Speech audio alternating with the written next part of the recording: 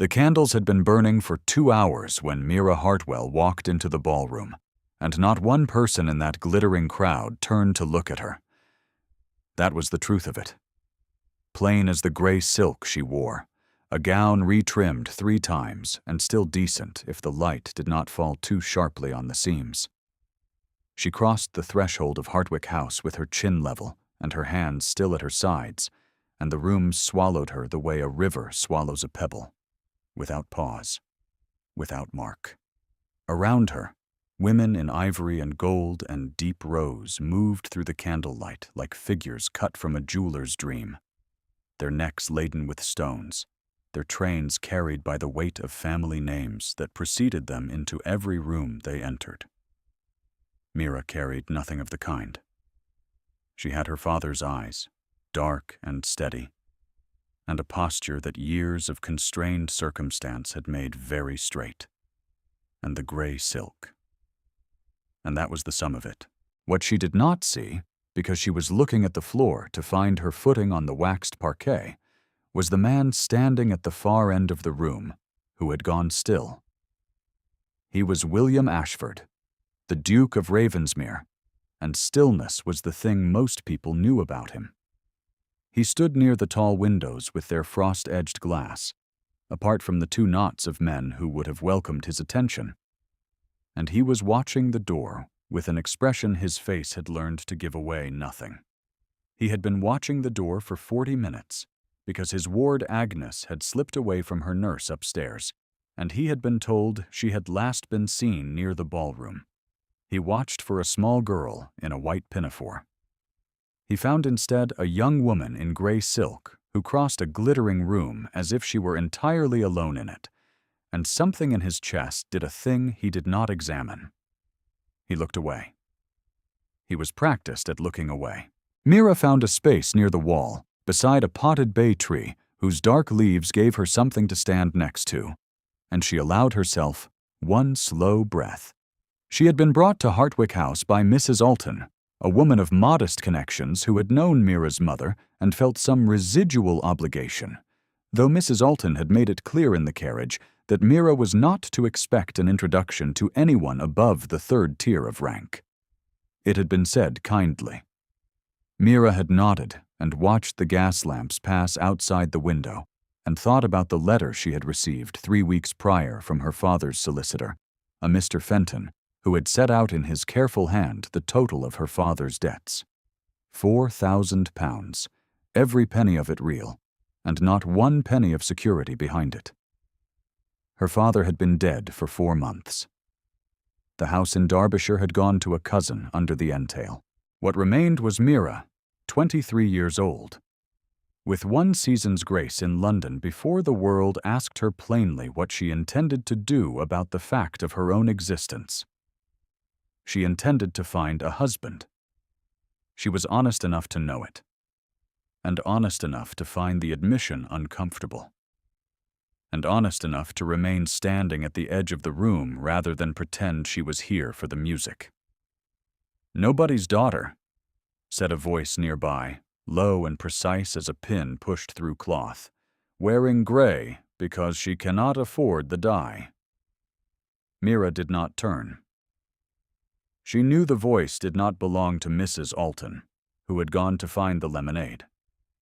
The voice belonged to a woman of perhaps 60, seated in the gilt chair beside the nearest pillar, with the bearing of someone who had never once sat in a chair that was not arranged specifically for her arrival.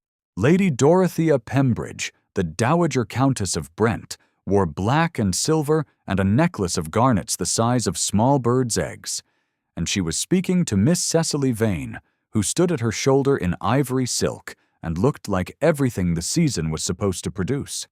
Miss Vane's small, perfect mouth curved briefly. She did not glance at Mira. The Dowager did not need to glance. She had already catalogued what Mira was and had issued her verdict, and the verdict had landed in the room the way her verdicts always did, quietly and without appeal. Mira turned her face toward the dancing and kept her hands still and did not give Lady Pembridge the satisfaction of a flinch. The first set was already in motion. Couples arranged in long rows while the orchestra worked through a country dance that required more energy than grace. Mira watched without watching, the way one watches a fire from a distance, taking in the warmth without being warmed. She was calculating. Mrs. Alton had mentioned a Mr. Haverstock, a solicitor of decent income, who sometimes attended these early season events. She had mentioned a younger son of Lord Petworth, who was said to be amiable. Mira filed the names the way she filed everything useful, carefully, without sentiment. She did not notice the Duke looking at her again. He was not aware himself that he was doing it. He had found Agnes by then, or rather, Agnes had been found by one of the footmen and returned to her nurse. And there was no practical reason left for his gaze to keep returning to the woman in gray by the bay tree. He told himself he was watching the room for signs of his host's younger brother, with whom he had unfinished business about a property matter. This was not untrue. It was also not the full truth. He had a face that had been described in print as severe and in conversation as handsome, and in the privacy of his closest friends' thinking as grief-worn, though no one had said that last thing to him directly. He was 34 years old and had been the Duke of Ravensmere for 6 years. And before that, he had been a husband. And before that, he had believed himself a man capable of happiness. The belief had not survived the night Agnes was born. Agnes lived. Her mother had not. He had been away from the house that night, attending to a business matter he had told himself was pressing and had known, in some private and unconsoled part of himself, was not pressing enough to justify the absence. He had arrived home to a house gone quiet in the wrong way. Agnes had been placed in his arms by a weeping nurse. He had stood in the hall holding a living child, and had not known, for a long time after, what to do with his own continuing presence in the world. 6 years had not softened the geometry of that. It had simply made him very quiet about it. He watched Mira Hartwell move away from the bay tree and follow Mrs. Alton toward the refreshment table, and he noted, without meaning to, that she moved carefully, conserving something, as if the evening were a resource she could not afford to waste. If you find yourself wondering what kind of season this was for a woman with no title and £4,000 of debt between herself and ruin, please stay a little longer. The next 2 hours will answer that question more precisely than she would have wished. The house party at Ashford Hall had been Lady Pembridge's suggestion. The Duke held it every spring as a matter of tradition, 8 days at his estate in Wiltshire, and the Dowager had been arranging the guest list by proxy for 3 years, since she was a friend of his late mother's and considered herself entitled to serve as a kind of social architect in the Duke's household. She had included Mira Hartwell on the list only because Mrs. Alton had asked, in a letter that invoked their shared acquaintance with Mira's mother, and Lady Pembridge had calculated that one plain girl in the background would make the rest of the gathering's adornments shine more brightly by contrast. Mira arrived at Ashford Hall on a gray Tuesday morning, 2 weeks after the opening ball, in a hired carriage with Mrs. Alton and a trunk that held 4 dresses and a pair of walking boots that had been resold once. The hall itself was everything the name promised, a long stone building under a Wiltshire sky, with a formal garden on the south side and a kitchen garden on the east that she glimpsed through an arched gap in the hedge. A footman carried her trunk without expression. A housekeeper showed her to a room on the 2nd floor, with a view of the kitchen garden. Not the formal one. She set her traveling case on the writing table and stood at the window for a moment, and looked at the neat rows of winter vegetables and thought, "This is the room they give to people they are not quite sure what to do with." She unpacked her dresses and went downstairs for the introductory supper. The dining table held 14 people, and she was seated at the far end, between Mrs. Alton and a quiet clergyman named Mr. Soames, who spoke at length about drainage improvements in the Severn Valley. She ate the lamb and listened carefully, and contributed twice to the drainage discussion, drawing on something her father had said about clay soil in Derbyshire. And the clergyman looked pleasantly surprised, as if he had not expected the gray-gowned young woman beside him to know anything about clay soil. The Duke sat at the head of the table and spoke to his nearest guests with a measured economy that suggested the gathering cost him something he was nonetheless prepared to pay. He did not look at Mira during supper. She did not look at him. Lady Pembridge, seated at the Duke's right hand, looked at Mira twice, with the measured patience of a woman who is not surprised to see a thing she found tiresome reappear. Agnes appeared at the table only briefly, carried in by her nurse for the final course as a concession to the child's pleading. She was small and dark-haired, and sat very straight in her chair at her guardian's left hand, her eyes moving around the table with the careful attention of a creature who has learned to read rooms. She looked at Mira. Mira looked back. Neither of them smiled, but something passed between them, a kind of mutual recognition, the way two people in an unfamiliar house find each other by the quality of their stillness. Agnes was removed after the pudding. Mira watched her go. The days at Ashford Hall arranged themselves in the way house party days do. Long mornings of walking or riding or cards, afternoons with books or needlework in the drawing room, evenings of music and light conversation, and the ongoing performance of being exactly who the season required one to be. Mira performed as carefully as she could. She was pleasant at cards and did not win too often. She walked in the garden with whoever would have her company, which was usually Mrs. Alton and occasionally the quiet Mr. Soames. She did not seek the Duke. She was aware of him in the way one is aware of a piece of furniture that has been placed unexpectedly in a doorway, not threatening, only impossible to ignore. On the third morning, she found Agnes in the kitchen garden. The child had escaped her nurse again.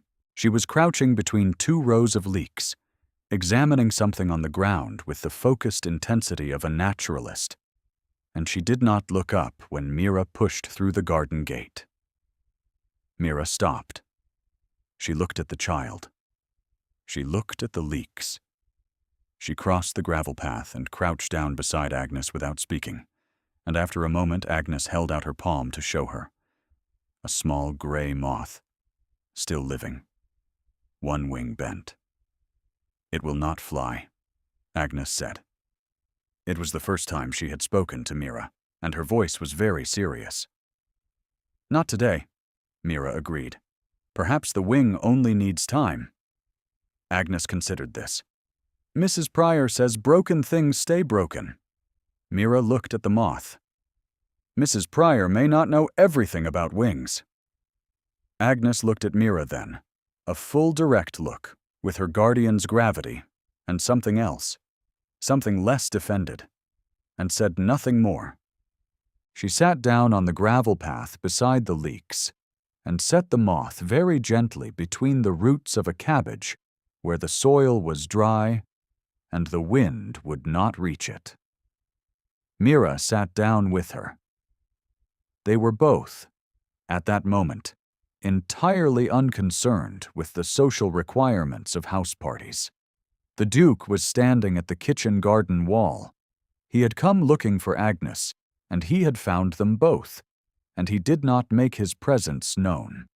He watched Mira Hartwell sit on the cold gravel of his kitchen garden with his ward and speak about wings and time, and something in him that had been very tightly held for a very long time pressed with sudden force against the inside of his chest and asked to be acknowledged. He did not acknowledge it. He turned and went back through the side door and into his study, and stood at the window looking at the formal garden until the feeling had quieted enough to manage. That afternoon in the drawing room, as Mira was finishing a piece of needlework she had brought to give her hands something to do during the long sociable hours, she heard Lady Pembridge speak to Mrs. Haverstock across the tea-table. "Nobody's daughter has made herself very comfortable for a girl without a portion," the dowager said, with the warm pleasantness of a woman passing a compliment. One hopes she understands the difference between being accommodated and being welcomed. Mrs. Haverstock made a murmuring sound that committed to nothing. Mira pushed her needle through the linen and pulled it out the other side and kept her breathing level. She did not look up. Miss Vane, seated beside the dowager, arranged a fold in her ivory skirt and said nothing, which was its own kind of agreement. The needlework grew 4 stitches in the silence that followed. Mira counted each one. The evening of the 5th day brought a small private ball. 30 guests in the Ashford Hall Ballroom, which was intimate by London standards and vast by any other measure, lit with beeswax candles along 2 tiers of sconces, and smelling of hot wax and lily-of-the-valley from the arrangements at every window.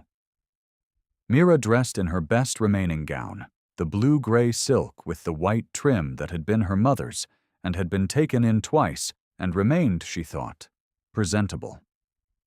She pinned her hair herself.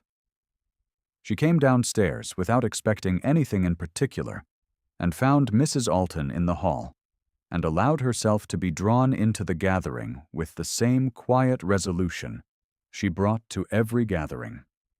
Lady Pembridge was already arranged in her chair near the musicians, Miss Vane beside her in a new gown of palest gold that caught every candle in the room and held it. The Duke stood near the fireplace with 2 other men, talking about nothing Mira could hear, and she did not try to hear it. She found a place near the window and watched the first set form. What she did not know was that Mr. Fenton, the solicitor, had arrived at Ashford Hall that afternoon with a packet of papers that the Duke had been expecting for 6 weeks, a proposed amendment to the estate, entail, a legal instrument that would change the conditions of inheritance in a specific and costly way.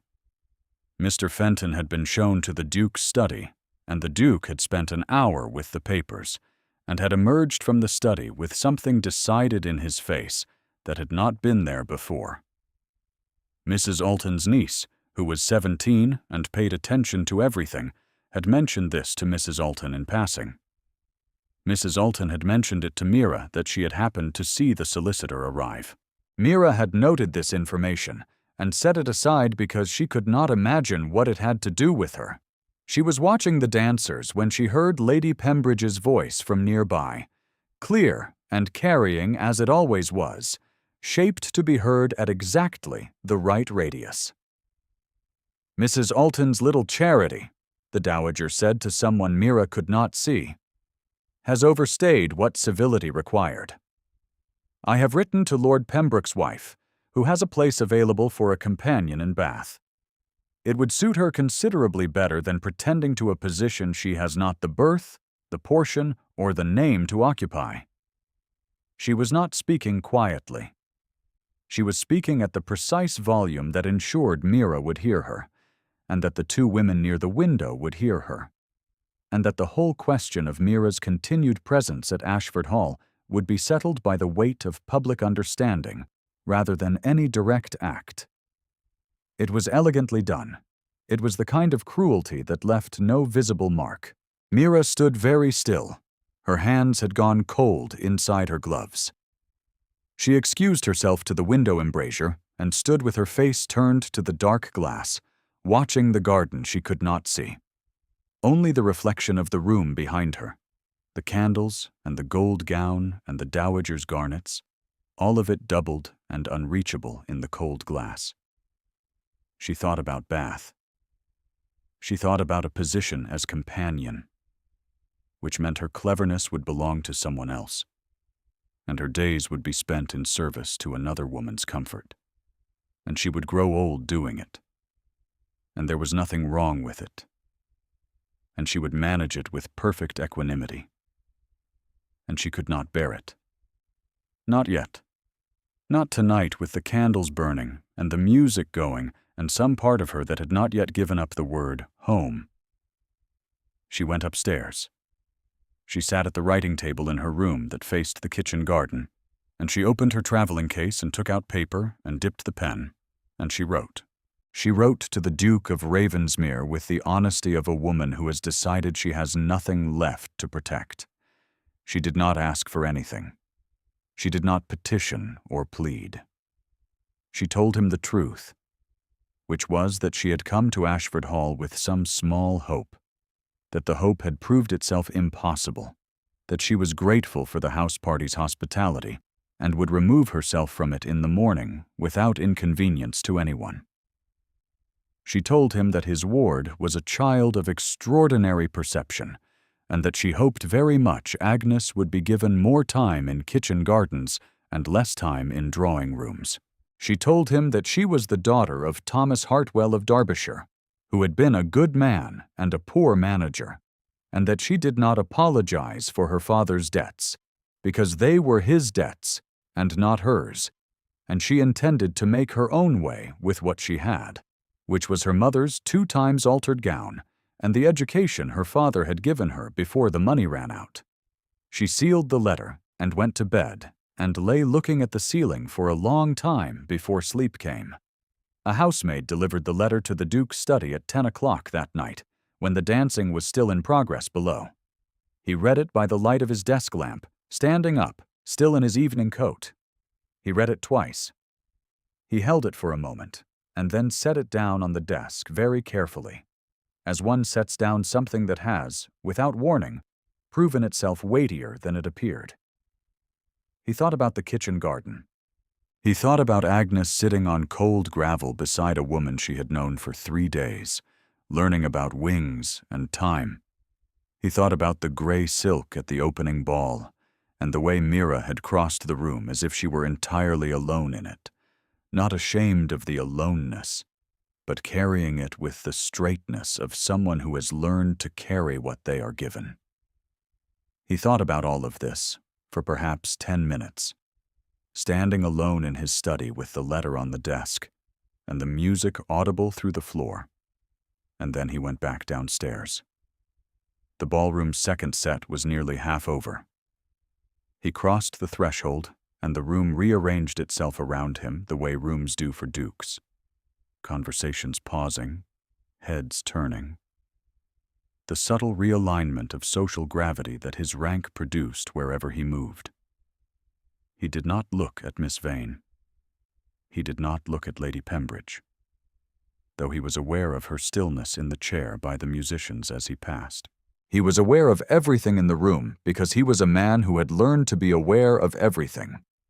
And what he was aware of most was the woman in blue-gray silk, standing at the far edge of the room near the window embrasure, who had her face turned slightly away and had not yet seen him crossing the floor.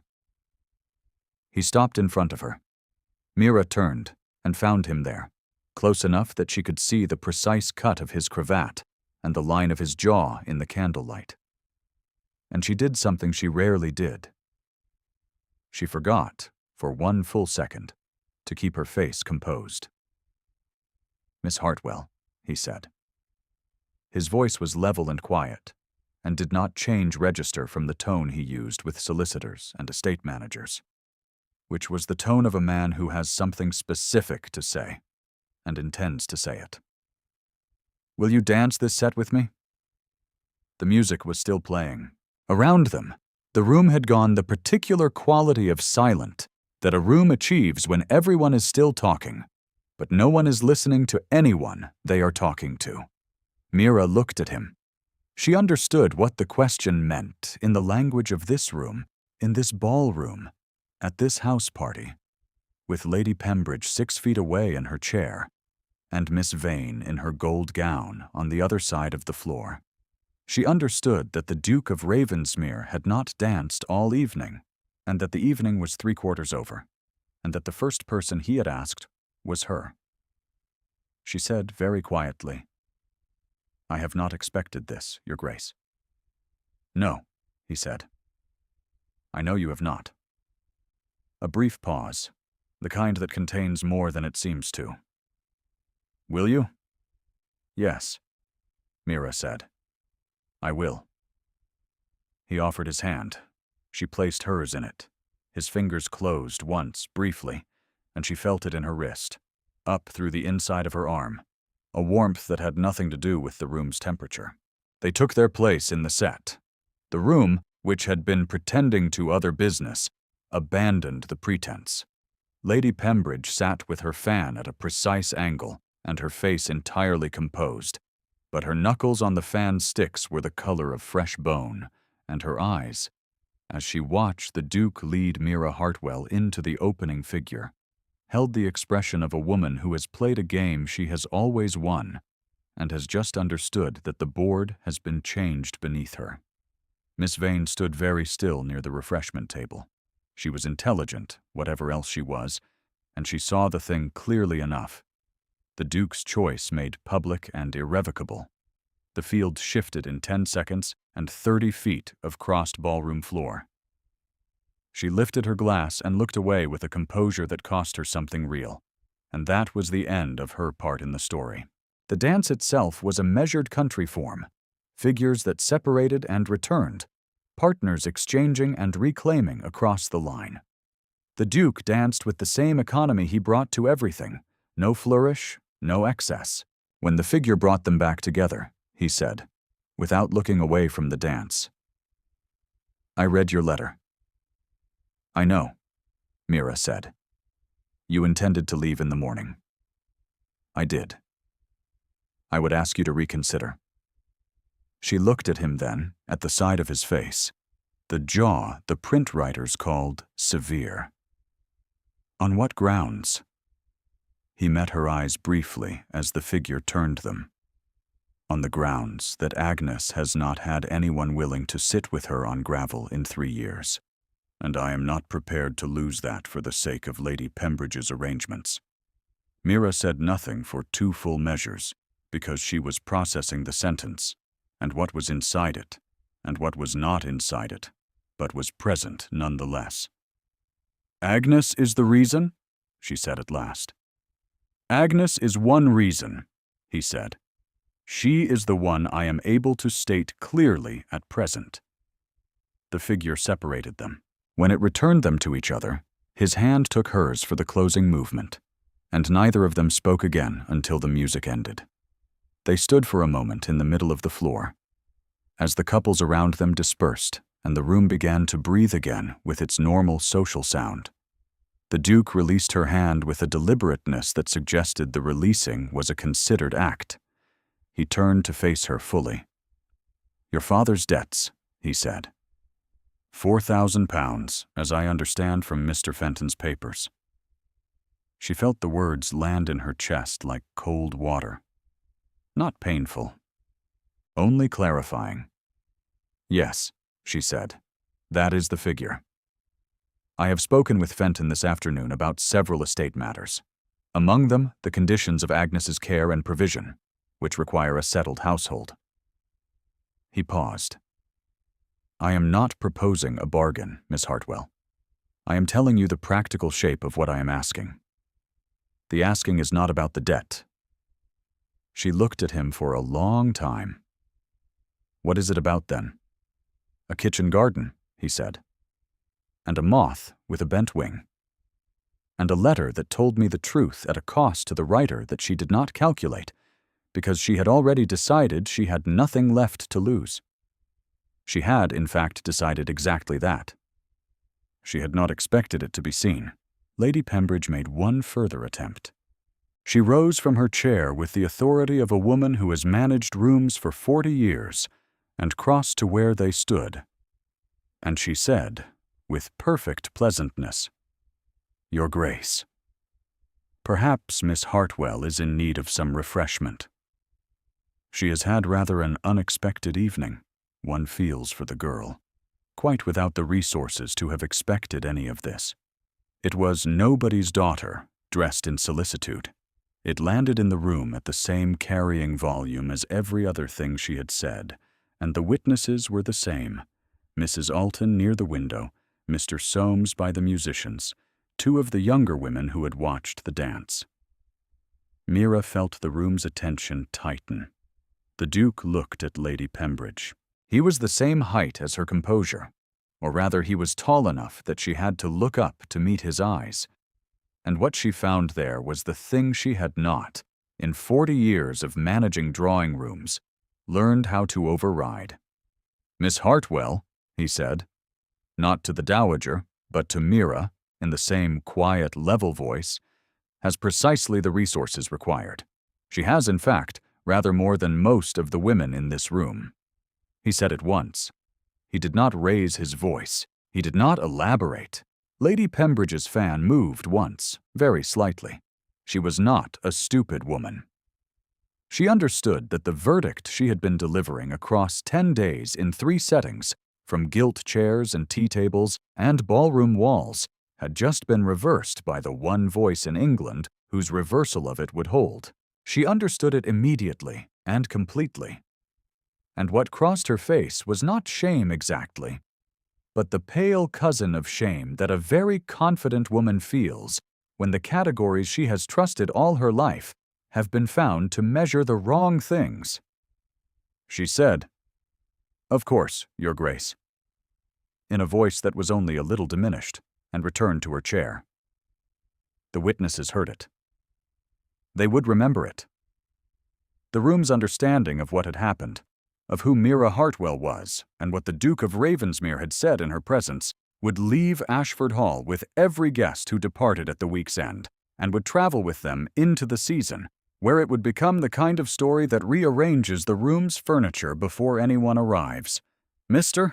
Fenton, who had been standing near the doorway for the last part of the evening at the Duke's quiet request, confirmed afterward in the privacy of the study that the estate amendments had been signed that afternoon and were entirely in order.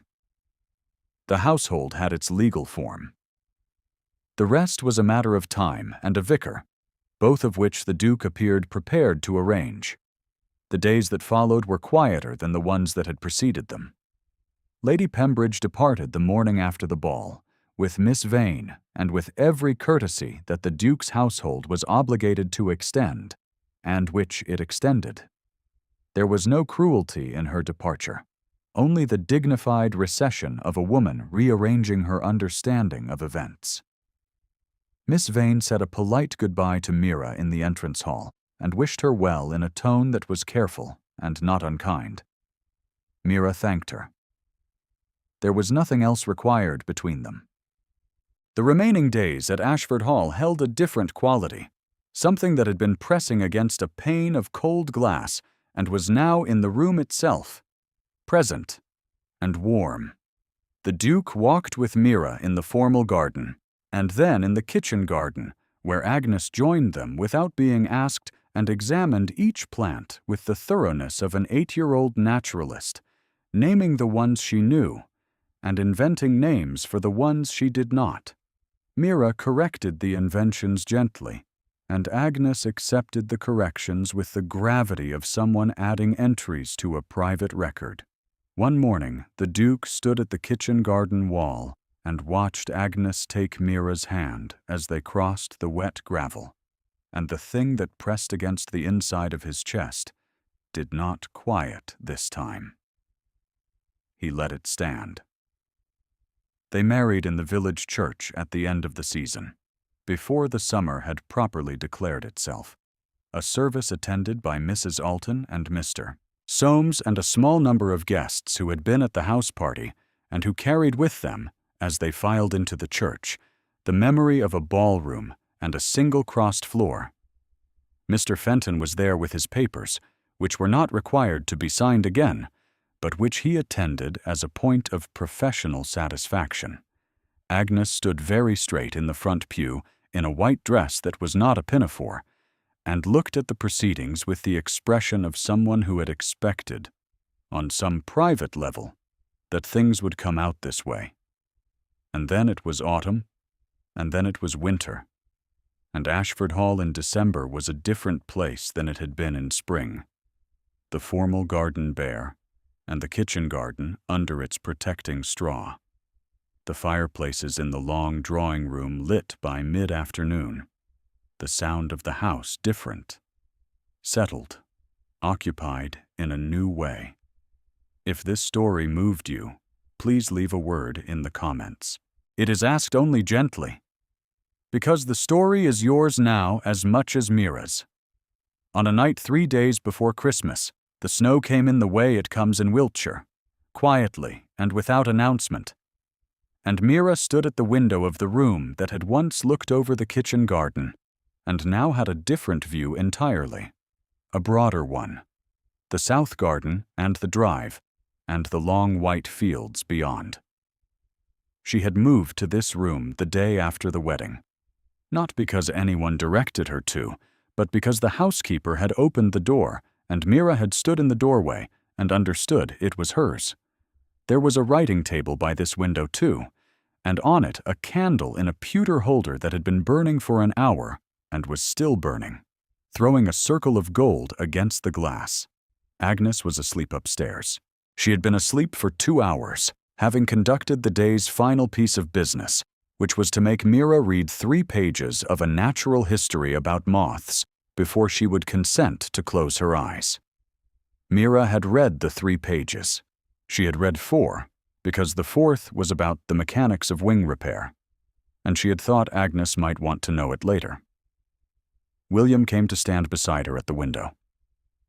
He had his coat off and his cravat loosened, and he looked like a man who had, gradually and over the course of some months, learned to be somewhat less braced against the world. He stood close enough that she could feel the warmth of his shoulder against hers. "Agnes asked me today," she said, "whether bent wings always heal." "What did you tell her?" "I told her I thought they mostly did, given sufficient time and a place out of the wind." He was quiet for a moment. Snow fell outside, thick and steady, covering the garden, covering the drive, covering the rows of straw that protected the winter roots. "She called me by my name today," Mira said. "Not Duchess, not ma'am." "She said Mira." He did not answer immediately. She felt his breath change beside her, the held quality of it, and then its release. "I know," he said. "I heard." Outside, the snow came down past the candle's reflection, past the dark panes, onto everything it touched without distinction, the formal garden and the kitchen garden and the gravel path and the cabbage where a small moth had once been placed to wait. The candle on the writing table burned on. Agnes slept upstairs. The field spread white and quiet all the way to the edge of what could be seen. Mira was home.